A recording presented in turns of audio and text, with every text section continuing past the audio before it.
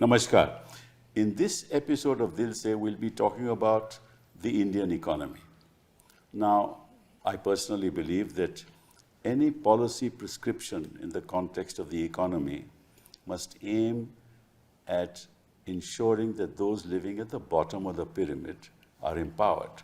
In other words, they get more money into their pockets so that they can spend more, and it's the majority of them spend more, it will fuel the economy.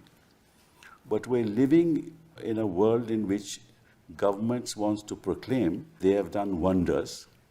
And you know how fast the Indian economy is growing. It's growing at 6.5% in 2025. And they're saying that, look, it's the fastest growing economy in the world. But they always tell you the half-truth. The truth really is that really makes no difference if it's the fastest growing economy in the world. What are the policy prescriptions that have empowered people at the bottom of the pyramid? We all know that 800 million people, that is 80 crore people, are living on food subsidies.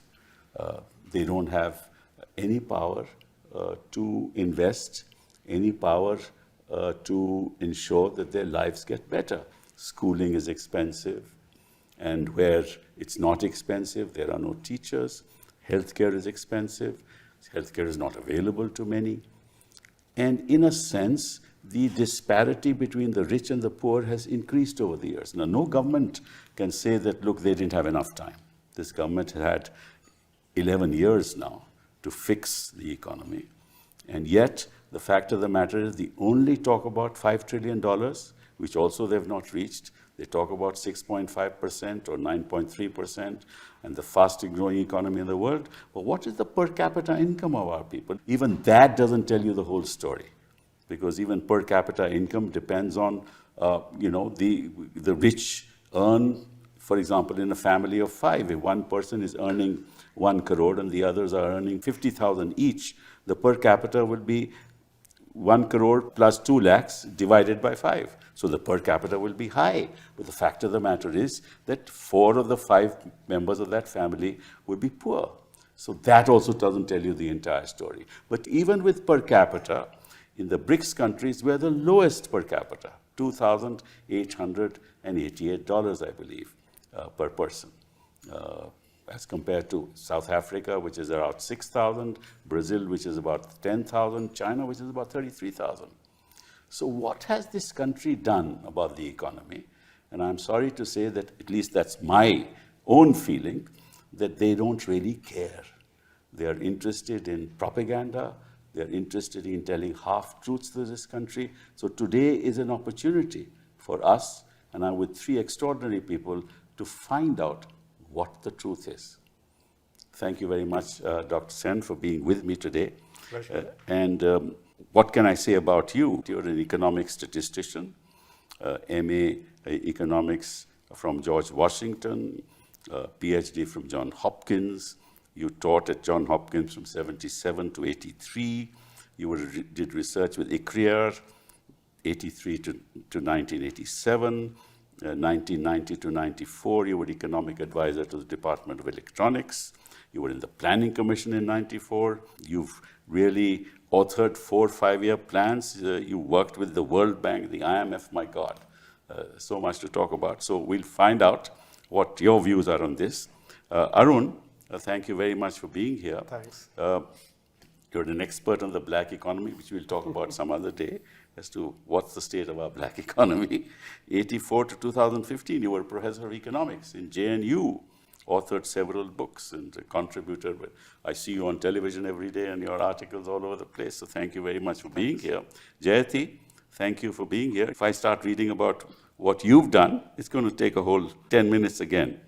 But I must say that you completed your undergraduate from Miranda House, economics from JNU, pursued your MPhil PhD in Cambridge in the UK, got a doctoral thesis from there, taught economics in JNU for 35 years. My God, that's a long time. 1986 to 2020. You've written about 21 books, authored 220 scholarly articles, worked with UNDP, UNCTAD, and you were advisor to the UN Secretary General's High-Level Advisory Board. So I just go on, and I keep, of course, reading about it. But tell me, Doc, what's the real state of our economy? Stable. Okay. Okay? Which, in this day and age, is something to perhaps even cheer about. Okay. The rest of the world is really in dire shape. But having said that, the stability that we have, is that the stability we desire? And that was, in a sense, I think the point you were trying to make. Yes, we are stable. Yes, we have a situation where corporate India is doing well. Yes, we are in a situation where non-corporate India continues to struggle. But it's been this way now for 8 to 9 years. And in a sense, I think if you sort of look around, people take this as the new normal. Okay. The poor remain poor and the rich The poor are getting remain richer. poor, the rich are getting way richer. Right. So hasn't something gone wrong in between in terms of our economic priorities and policies? well, I don't know whether it's gone wrong. The question really is, what is the objective? If your objective is essentially to improve the lot of the people, then it has gone wrong. If your objective is to try and show a reasonable growth rate, you've done it right. If your objective was to accelerate the growth rate so that we actually can get to a situation where people are being drawn into the economic processes, we have gone badly wrong. So, we always used to talk about what should be the growth rate of India. And more or less all of us agreed it should be somewhere between 7.5% and 9%. We are stuck at a 6 to 6.5% range, and we're going to be there. Yes. But that is stable. Next year projections are also that, 6.5. Yes. The medium-term projections will all give you that. And I don't see any upside on it. Downsides I can see, but upside I'm not seeing it. But if they had different policy prescriptions, I mean, have they done enough with policy prescriptions to change the dynamics of the nature of our economy? We'll be getting into that in the course of the conversation. Because, yes, there is. So today, just to give you an example of how dire things are, a person borrowing, taking a working capital loan for 4 months, is paying just 0.5 percentage point less interest rate than a corporate which is borrowing 20-year funds. Just 0.5%. Right? Any economist will tell you that is wrong. If, as with time, uncertainty increases and you demand a higher return. But in India, we've kept that almost equal. So what ends up happening is you are incentivizing capital-intensive methods of production and, in a sense, leaving the labor behind. Right. And that's a policy failure. This is not something that's happening with the market. It's a clear out-and-out policy failure. Let me ask you, how many people pay income tax in this country? I mean, effective income tax. So, about 9 crores are those who are either TDS payers or those who file a return. Out of 140 crores? Out of 140 crores. Okay. Out of this, about 6.5 crores either file nil return or very little. So, you effectively have about 2.5 crores who are in the tax net. Out of this also, as per the Prime Minister's 15th August speech, only 1.5 crore are effective taxpayers who pay substantial amount of tax. Right. Those must be the really rich ones. The well-off, yes. Those who are earning above 25 lakhs of rupees, they are the well-off.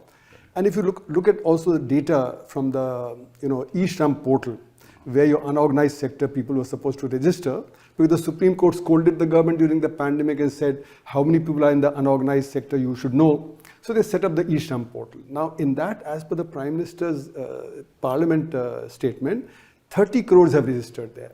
Okay. Out of which 90% say they are earning less than 10,000 rupees a month. Okay. So that's the state. I mean, they're close to poverty line, So in other words, the gap between the organized sector and the unorganized sector is huge.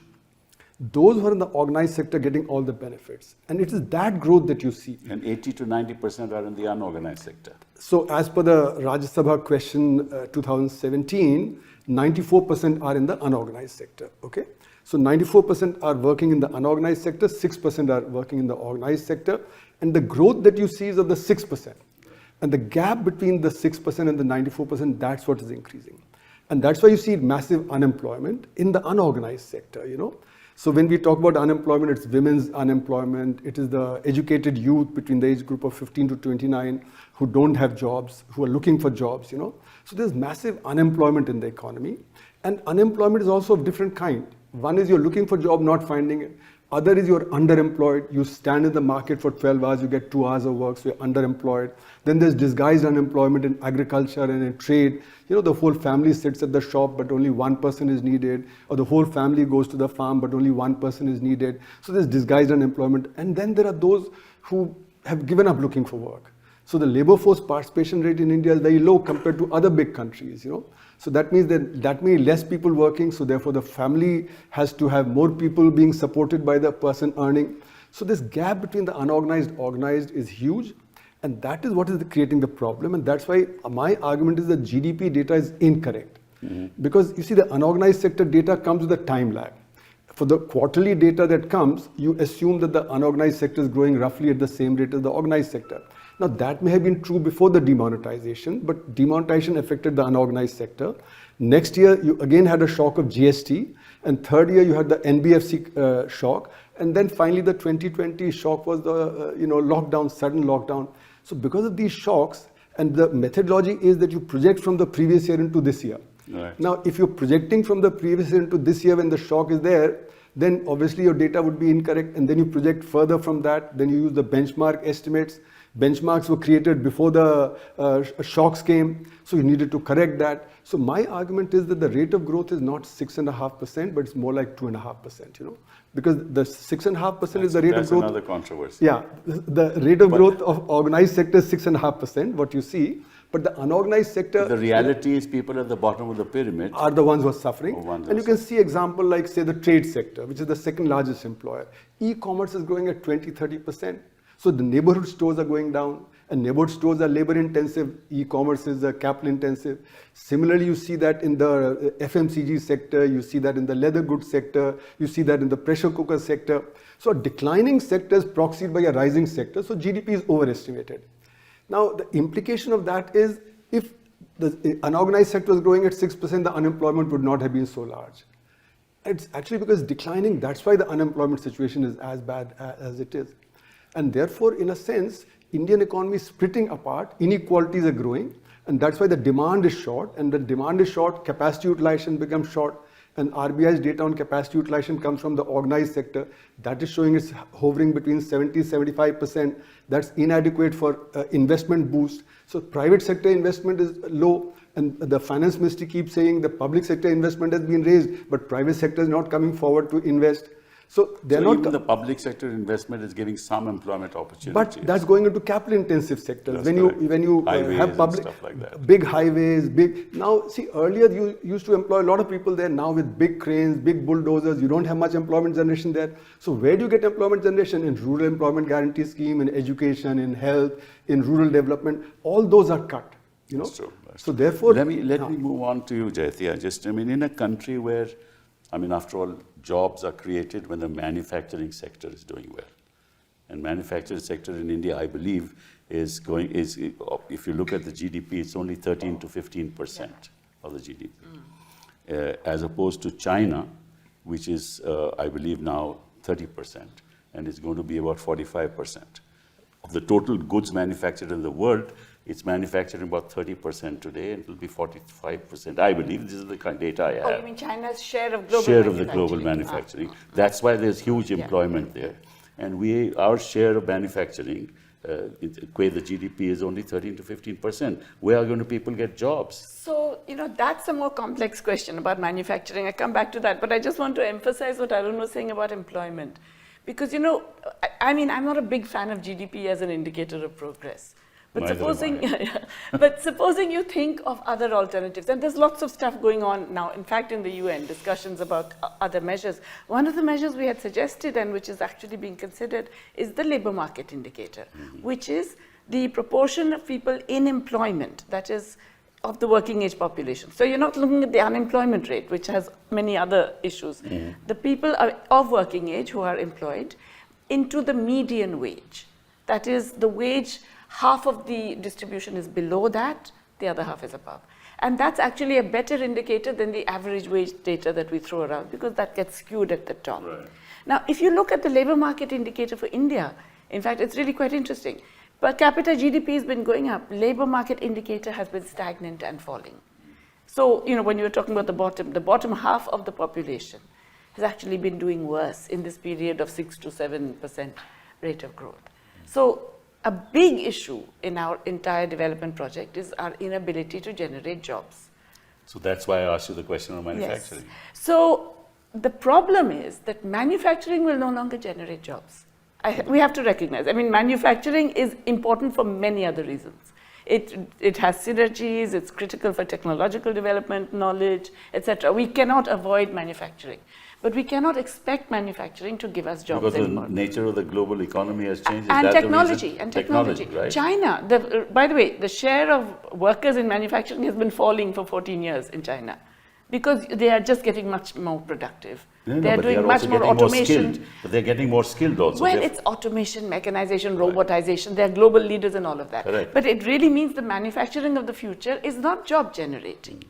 Okay, so we have to recognize that, but therefore think of other ways of generating employment and good quality employment. How do you do that? Well, two obvious things. We are among the worst under providers of basic public services. Okay. Health spending per population. Health spending, we have, I think, 1% of GDP at the moment? 1.2%, yeah? Yes. The average for middle-income countries is 3.5. For middle income, I'm not talking about the other countries which have higher proportions. It's actually 9%. In Brazil, it's 11%. That's correct. Thailand, it's 8%. Correct. So, we are way below. Education, similarly.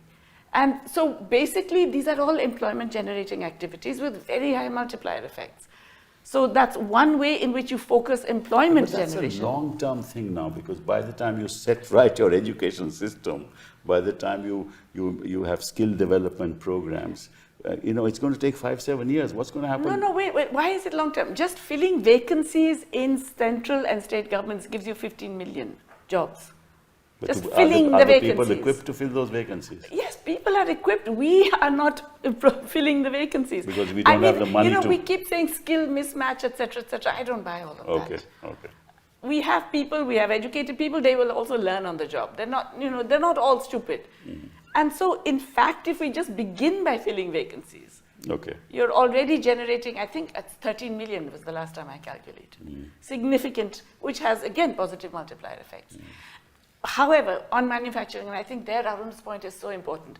You see, it's not, the crazy thing that has happened over the last, let's say, 10, 15 years, is that it's not just corporate sector, but within the corporate sector, there is such concentration. So around, one study found, 90% of profits going to the top 100 companies. Corporate profits. Now, corporate has already got way ahead of all your MSMEs, right? But then within corporate, there is this massive inequality as well. So we have to focus a lot of our industrial policy on the MSMEs. We have really no proper focus. If you look at the world, whether it was Japan or Taiwan, it is these MSMEs kind of structures that actually give a boost to the economy. And in here, we've been languishing. We haven't. There was a time when the MSMEs were the leaders in our growth. That's what I'm saying now. The 2000s. Yes. But after the series of shocks that Jayati talked about, it all tanked. Right? The question is, what are you doing about it? Exactly. So let's ask. MSME has to be divided up between the micro, small, and medium. Small and medium are 6 lakh units, roughly, and micro are 6 crore units, and large are 6,000. So there's a factor of 100 between them. And it's the micro units that employ 97.5% of the MSME, this thing. Do they have access to capital at low interest? Very low, very little capital, very little access. So it's the micro sector which has to be revived, because that's 97.5% of the employment of the MSME sector. How would you give loans to them when there's no collateral? No, so then how does that happen? Let me put it to you very bluntly. It's not going to happen in the banking sector with our banking laws. All right? But these people are getting funds, and they're getting it from money lenders. Oh, yeah. Okay. Right? Okay. Now, the question is, how should you look at money lenders? And we've all grown up with the mindset that money lenders, by definition, are bad people. Bloodsuckers. They are bloodsuckers. Yes, they are. They are. But the point I've is, seen some without of them in them, court. the micro sector would be dead. Yes. Right? You can't duplicate that in the formal system. Formal systems will have rules which will effectively prevent it. Nobody's running. So the question is, how do you look at money lenders? Well, Reserve Bank of India for NBFCs controls the rates of interest. Yes, right? absolutely. So you can have a legislation which does that. Yeah. No, but these are beyond the But this is NBFCs beyond. also. These are beyond, these are outside. But of you any have legislation in West Bengal, and I know, where even private sector lending is controlled. Yeah. So you can do that. So in No, our- you could. But by doing that, are you really achieving the purpose? That's I don't know. Let's find So out if there's a solution. In, That's No, no, I mean, in our analysis, what we did was we said for the micro sector, Hmm. individually they can't form groups. So say like in Bhadoi, you have carpets, Okay. in Seychelles Karanji, you have textiles, in Okay. Khurja, you have pottery, etc. Form their cooperatives. And through cooperatives, then you get loan. And technology is very crucial. They have to upgrade technology. Yes. For that, government has to provide it. So the three things, marketing, technology, and finance, if you form cooperatives. And there are these clusters that are developing. Well, So it's, through that it's clusters, in other sectors of the economy, we have that. So No, cluster, and cooperatives are the way to go. Yeah. They, Right. that is really the only way. And this government has paid no attention. No, it's No, dropped it's, off the it's radar the other worse. completely. No, I know, it's worse. It's The worse? cooperative sector and industry has been taken over by our home minister. Oh. And there's a reason for that. So in other words, you're not just ignoring cooperative sector, you're actually destroying it. Okay. so like Maharashtra cooperatives, in the sugar cooperatives, etc. No, we know that, we know what happens. Cash cows. So we have to really, formalize these cooperatives in such a way that, there's no But concentration. and Arun, cooperatives are controlled by politicians. We all know that. Maharashtra, the sugar lobby is all controlled by politicians. Yes. The cooperatives are all controlled. But we have to try something. If we don't try something, we are not going to get anywhere. If you try something, you should have a government which looks at people, implements policies that are people-oriented. Yes. This Absolutely. government looks at policies which is industry-oriented, which, big Not only conglomerates industry, oriented. but crony capitalist oriented. That's true. And that's where the investment climate is getting destroyed because, out of the 250,000 high net worth individuals, roughly 50,000 have gone abroad because they are worried that they will get taken over, by the favorites. And therefore the investment climate is bad, not only because of demand, but also because of the fear. So people are going abroad rather Even than investing FDI, here. this time the FDI this year, The net FDI. Yeah. Net No, FDI. the net FDI. net FDI. No, but there's a story in that, right? So if you look at gross FDI, it's actually gone up. Yeah. But outflow Gone up has further. shot up. Yes. Short flush. So the net FDI has come down. Yeah. 96% The question that somebody should be asking is why has so much FDI simply upped and left the country? I'll tell you, ED, CBI, income So the tax, climate, yes. right? Retrospective, Yeah, exactly. all that. Yeah. Why would people stay here? But this is the legitimate question. So you look at the newspaper reporting. Net FDI low means people aren't sending money here. The fact of the matter is gross FDI has gone up. People are sending, but people who have come here have gone back out. Right. And people who are here are different also story. going out. Yes, exactly. Yeah, it's a different story. So this crony capitalism is really killing the investment. Okay, now the Prime Minister talks about Make in India program. Where has the Make in India program taken us? It's a failure. No, I mean, I don't think Absolute there's any failure. question about it, that it's a huge Well, failure. yeah, manufacturing was the focus, and Exactly. the share of manufacturing in GDP has actually dropped. Yeah, 13% now. Yeah, it's gone down by 3.5%. Correct. So then Make in India is a failure. So the only thing we make in India are a propaganda. Yeah, we're very That's good the at only that. thing we're very good at Yes, that. Vishwaguru propaganda. Vishwaguru yes. Parvati. That's what Make in Yes. India is in this country. But you see, if they had instead had a focus on MSMEs and category specific, sector specific, cluster specific, you could have actually achieved quite a lot. It's not something impossible. Well, how can you possibly have, that kind of policy prescription when through electoral bonds you take money from big people. Now, at some point, there has to be a payback.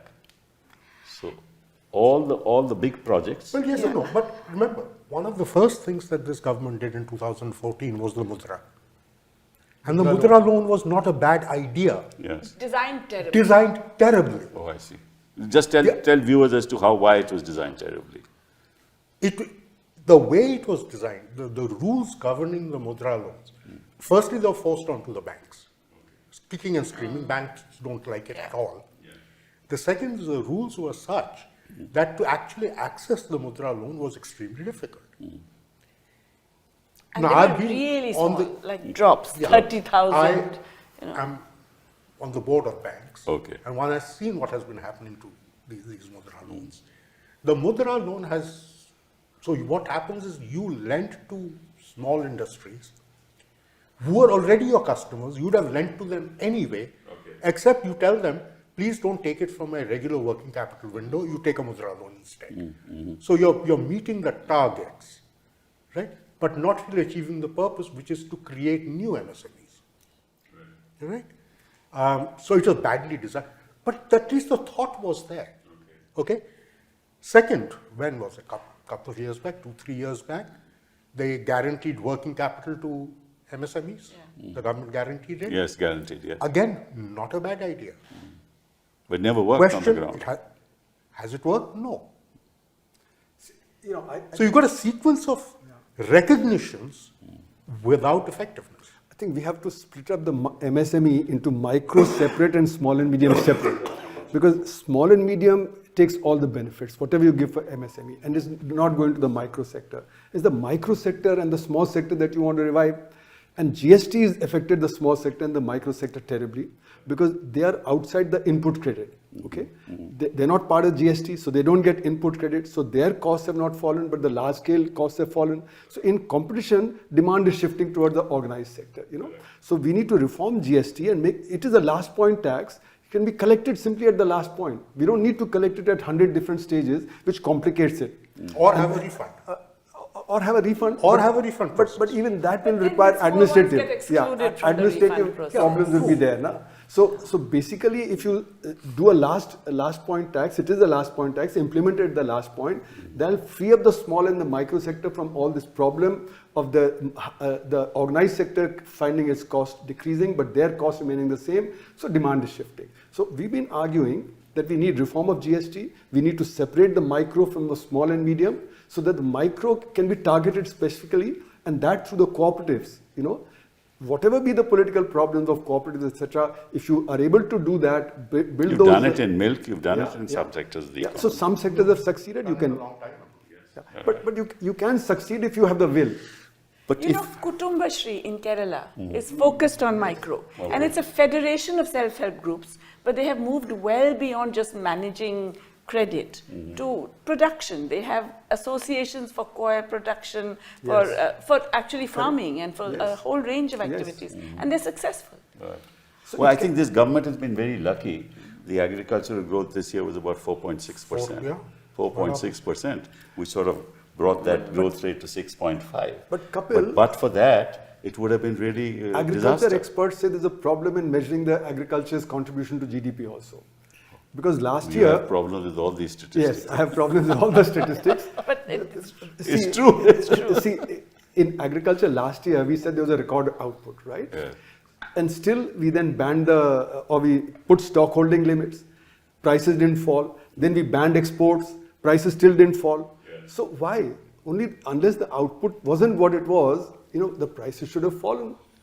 Prices didn't fall. Prices kept rising. So people have been saying from But at the agriculture same that there time, is- some people say that because of 4.6%, the consumption in the rural sector is actually fueling the economy. This is what the narrative is today. That look, the Where's the consumption evidence? in the rural sector has gone up. That's what where's the evidence? they have said. That's what they say. So the consumption share in GDP has gone up Gone a up. little bit, That's right. That's But what they're there's a catch there. The catch is that agriculture share in GDP is about 16%. Yes, 16 to 18%. So even yes. if that goes up by 2%, how much is it going to go? 0.03%. Okay, that's not going to boost consumption very much. So agriculture's contribution to GDP being very low is not that agriculture is going to give a big boost. Yes, it will help some, right? What you need to do is services. Services now 55% of GDP. That is where you have to give a services boost. are the creamy layer of this country are No, involved. services are everywhere. Unorganized, therefore, organized. You come back to the same question, what are you doing about 800 million, 900 million people of this country? No, but then, again, the question is that services are not a homogeneous group. Exactly. Right? So again, you can broadly classify services into two categories. One are services that you and I directly consume. Correct. Right? Other are services which are being provided to the production sectors. And the production sectors are usually agriculture and manufacturing and other services. Right. And if you really look at the breakup of services and you do a rough classification, they're about 50-50. Right? Now, I can see a situation where our consumption of services will continue to grow. But the point is that the other half depends upon your production sectors to grow strongly as well. Otherwise, their growth is not going to happen. Right? So one again needs to be careful. I mean, just lumping everything under services, I think we are doing a disservice to ourselves. Okay, so let's... And also services are in the unorganized sector and organized sector both. You have a dhaba and you have a 5-star hotel. That's correct. You have a rickshawala and you have the trains, right? Correct, So correct. it's both unorganized and organized. It's the unorganized sector that needs to come up. That's you know, true. organized sector, the organized sector 6% will demand and they'll get the organized sector services. Correct. But it's a chain. Right. If the unorganized sector does well, then all the unorganized sector, the services in the unorganized sector, and as he's saying very rightly, there are consumptive services and productive services. Those that you need for production and those that are consumptive. This discussion sort of, disappoints me in the sense that it seems to me that the poor are not on the radar of this government at all. Yeah. That's what it seems to me from what you tell Yes. me. Well, look, I don't know whether it's on their radar. The point is they don't seem to know what to do about it. Okay. Okay, they're two different things. Provide some money. Yeah, that's Yeah, the big- provide that's some right. money Cash and hope like transfers it's worth it. before That's right, elections that's and right. things like that. Yes. So that's not going to improve a lot of the poor. No, it's basically employment, conditions of employment, and viability of small producers. I mean, these are critical, right? And also farming. I mean, it's true, it's only Exactly. 16%, but still about half of our workforce. And farmers' movement has made very clear, specific, and doable demands. Completely ignored now for a very long time. And in fact, corporatizing, like the 3 farm bills, they were going to corporatize the trade Yeah. in agriculture commodities. would have been disastrous. That would have marginalized them further. You're doing away with APMCs. We saw what happened in Bihar in 2005 because of the APMCs. The farmers in Bihar were getting half of what they were getting in Haryana and Punjab. UP, and therefore they were transporting, the traders were transporting from Bihar into UP and West Bengal. So this government has to be sensitive to the unorganized sector, sensitive to the people at the bottom, and that's not there and that's visible in the budget. Every time the fiscal deficit rises, they cut the schemes for employment generation and they provide more What's for the fiscal deficit this year? I believe it's 4.7%. 4.8% or thereabouts, yeah. And the objective was to bring it down to 4.3. So there's a glide path that Yeah. they have, and I think Pronab why would don't support you- that it's going down. Yeah. Yeah. So But it was with supposed a to- lot of off-budget stuff continuing. Let's not ignore that. True. The question then is it going up or down? The off budgets have been there for A long time. Forever. Every government. Every That's government right. has off Yes, budgets. including yours. Yeah, I said every government has. Yes. So, Every government. and I don't think any of us who actually work it, we actually sit down and work out what the growth rate of the off-budget items are. I had done that. I had Okay, done that a while that's ago, and it had gone up significantly. Okay. But this was, I think I did it, it's already now by 2018. So God knows what's happened since then. But it had One gone more- up to 2018. One more thing is we have to worry about decentralization. Our states are suffering. And that's where a lot of the programs of employment, education, health, Well, the etc. states are there. not allowed to And- borrow. That's another problem. Well, if you're the wrong political Yes. party. Yeah, I know that. And, Yeah. and also the resource transfer from the centers. Yes, Jyoti exactly, has been yeah. writing on that. Exactly, It's gone down in between to From 35%, 41%, 31%. it has gone down to 30 or 32% or in between 35%. So they are suffering, and therefore they are unable to carry forward these programs for the poor people because they are the directly people. Then our local bodies, they lack resources. So local bodies also have to be brought up. So that's why this division between center, state, and local bodies is very important. and our finance commission should look at that. You know. Okay, let's move on to something else, because I think that we've done a lot of discussion on the state of our economy. But what's going to happen to the economy and the impact on the Indian economy on what's happening around the world? Trump, China, and its impact on India, China and ASEAN, China in BRICS, China and Russia together now, wars going on. How's it going to impact us? Can you give some thought to that? Well, let me put it this way. We face much less damage from what is happening in the US, what Mr. Trump is doing unto us. The bigger damage is really a collateral damage between the US-China war, because that's going to affect us quite seriously, both in terms of our domestic market as well as in terms of the export markets that we were addressing. And that is deeply worrying. At the moment, we are not seeing that effect, simply because things are still up in the air. Paused. Yeah, it's all paused. It's all paused, yes. The Chinese have started becoming a little more aggressive on their export front, but not a whole lot more yet. But that's going to happen if Trump actually goes on with his agenda. So our real problem is going to be China. Because China will desperately need to keep their economy alive. It's already under serious pressure. And they have to break out of it.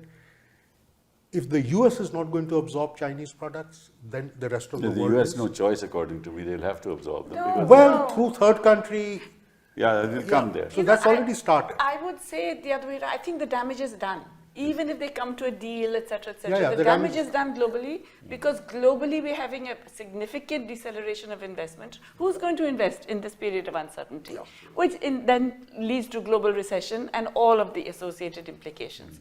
Now, I think what Mukul is saying, look, China has got a deal with ASEAN, a trade deal with Yes, ASEAN. yes, yes. ASEAN has a trade deal with India. Correct. So the whole rules of origin business, it is very, very likely that we will get some of that surplus. But remember, US is only 13% of China's exports now. They've already diversified. They did a lot of it through Vietnam, They did it a lot, Cambodia. yeah. But a lot means not that much. They have actually significantly diversified to Africa and Latin America. You're right, we will get some of that impact, but I don't think that much. You know what my bigger fear is? My bigger fear is the response of the Indian government to the trade threat.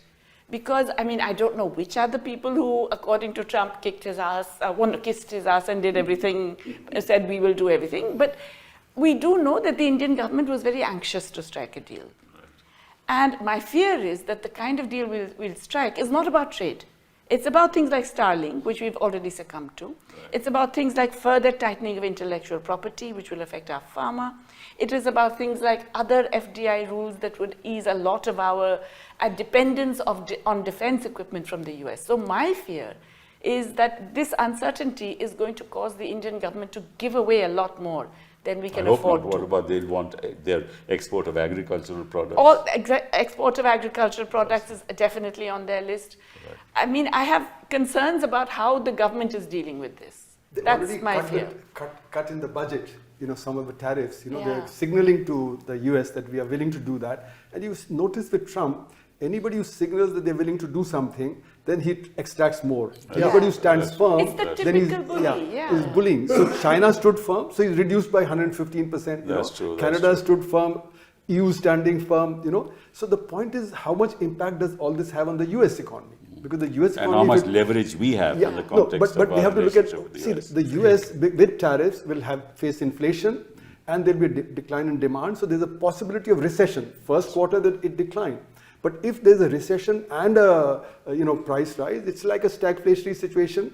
Other countries, if they get to an agreement that they don't do dumping on each other and they don't increase tariffs, because if everybody does dumping, everybody will increase tariffs, and then there'll be a global trade war and there'll be a long-term recession. Yeah. So if everybody agrees, China agrees, we don't do dumping, but because there's a space, because what India was exporting now can be exported to China, what China was exporting can be exported to EU, because now the EU is not doing it. So if we all agree and they open negotiations with EU, They've opened negotiations with Japan, Korea, and Southeast Asia, and also written to India. If we all agree not to raise tariffs and increase this thing, we will be affected less, America would be affected much more, and therefore America would be forced to withdraw. It's unlikely that that's going to No, happen. but you know, I tell you that. But he's a transactional man, he might. You might know actually. Why is it that nobody is saying, let's collectively go back to WTO? Nobody's That's saying only it. for- They are. There's a huge, I mean, if, of all people, the Europeans are saying it big time. Latin Americans are saying it. There's a lot of stuff going all on there. agree is like a In going fact, to WTO. Joe Stiglitz calls it G-1. Yeah, Yeah. exactly. That's right. Yeah. So if all of us getting Just together is like pretend going they're to not WTO. there. It's multilateral Just, as opposed to bilateral, you know. Yeah, So no, so make this it is multilateral, you know. This is the time actually to strengthen WTO. Except, I mean, let's also agree that not everything in the WTO was all wonderful. Of But, course, no, of course. but given Better the than basic this. It's a rules, platform. yeah, Multilateral on is this better. route, It's a platform. multilateral, I mean, there is a lot of discussion. Well, I find it very interesting. You know, the US withdrew from the UN tax negotiations. Yes. They are carrying on as if nothing's happened. It's really fascinating to see that all these countries are there. It's just like, okay, one person left the room, no problem, you know. The financing for development discussion, again, US was a big player, right? US is clearly going to either not come or be obstructionist. They're carrying on as if nothing's That's happened. good. That's good. G20, US has declared it will not come. I mean, the South Africans are hyperactive on everything with the other members. So I have a feeling countries are doing this. It's in their best interest. And actually, if US withdraws what it's doing, that'd be good for everybody in the long run.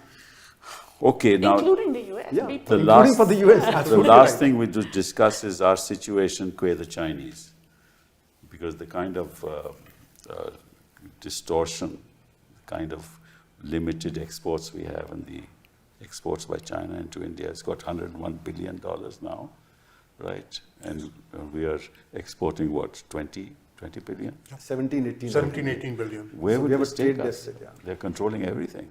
But that's because we've been stupid, not because they have been manipulative. I do want to emphasize this. Look, we were the world's biggest producer of bulk drugs.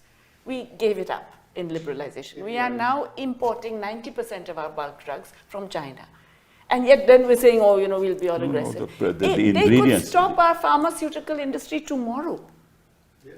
You Yes, know, that's what I That's mean. the kind of dependence Exactly. we have created. But we created that. Well, how do we get out of it? By building the bulk drug production back again. They You actually, need protection for that. yes, Yes. definitely. You will need R&D, protection yes. for that. Yes. R&D, So, we are very as you weak. said. You know, we are R&D spending- where it's disaster. I Yes. mean, they have So absolutely. that's what is needed. This government's I mean- biggest failure, according to me, is not bothering about R&D in this No, country. but that's been long-standing. But the point is, that without R&D, you will not be able to upgrade. You will not be able to compete Nothing. globally. Yes, You know, exactly. and what's happened is that we are spending 0.65% of GDP on R&D. They're spending 3%, and they're 5 times Arey bigger. bhaiya, So they spend $50 billion 25 times more. us and $650 billion the Exactly. US, So- $500 billion China. That's what's being spent on R&D. So- Where are we going to So compete? we have to have a with these? strategy, actually, Kapil. We Well, don't have a strategy. Your strategy is to win an election. That's your only strategy. Come what may, tell the people half-truths, less than truth, win an election, go on, have another 5-year term, not bother about the real people in this country who need the benevolent hand of the government. Forget the people, think of our politics, think of winning elections. That's what it is. Thank you. Thank you very much. Thank you. Thank you.